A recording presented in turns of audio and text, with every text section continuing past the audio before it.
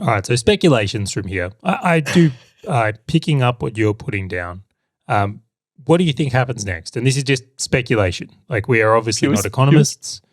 Yeah, I'm just curious. Like we all got to make some sort of. I know they say you shouldn't forecast, but like we're all forecasting all the time. Like we're all operating from some base level of assumption. So, yeah, I reckon now something will break at a cash rate of 4 to 4.25.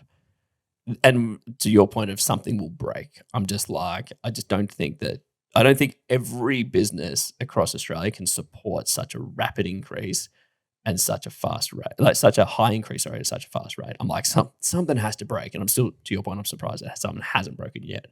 And I'm like, so call that, put 2.5% on top of that. I'm like, at 7, it's like, they have to stop, in my opinion, in my little speculative opinion.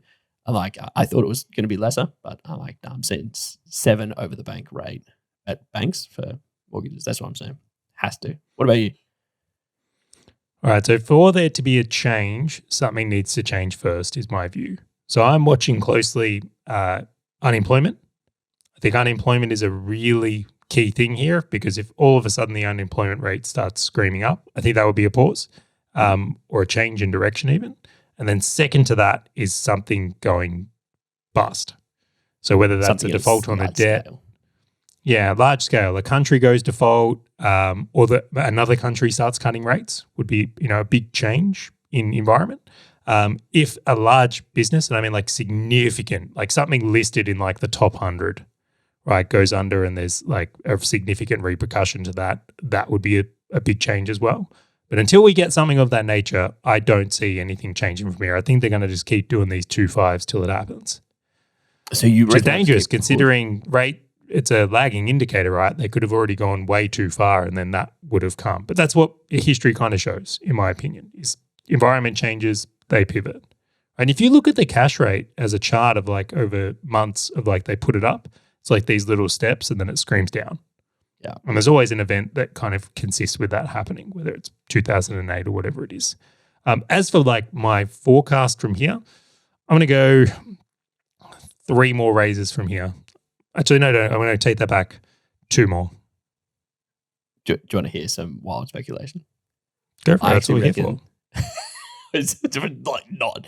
So, I actually reckon. Yeah, do you know the only difference between us and the economists? We know what we're saying is bullshit. They believe it. Yeah. Yeah, no, that's about the point. Actually, that is a rather sad point as well. So, I'm going out on a limb here. I actually think the thing that is going to break is already broken. I just don't think the reporting's come out, and I don't think it'll come out to the end of the quarter. What broke? I don't know. I reckon there is a business out there that is broken. They're on borrowed time, and I know how these things operate. They're on borrowed time right now.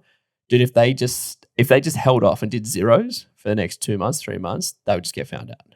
And it'll just be like it's broken. So I actually think that this might be a holding strategy. I think they'll just keep bumping it up, 0.25, 0.25. Complete. So you're like, there's some CFO out there right now that's like, guys, there's board meetings happening where it's like, we're screwed. Fucked. And you think they're desperately trying to refinance or scramble.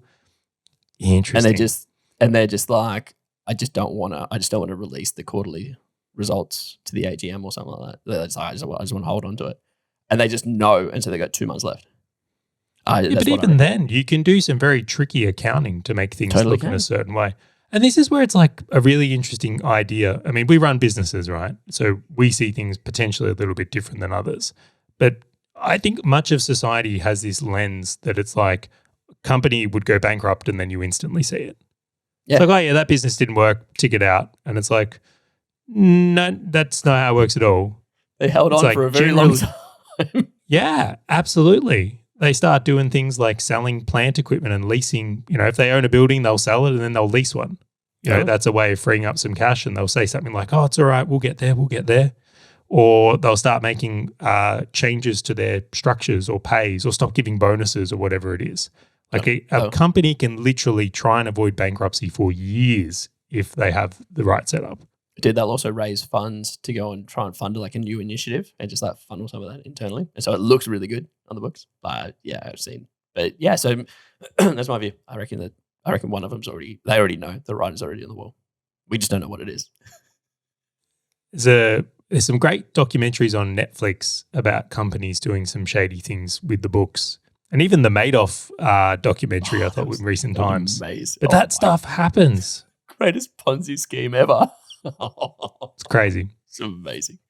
And interesting. So Grant thinks there's someone already out there. It's a silent destruction going on. All right, fellow property investor. If you loved the value from this short video and wanted to know more about how you can win at property investing, check out the full episode by clicking the link on your screen or in the description right now. Alternatively, click subscribe and you'll never miss another one of these videos.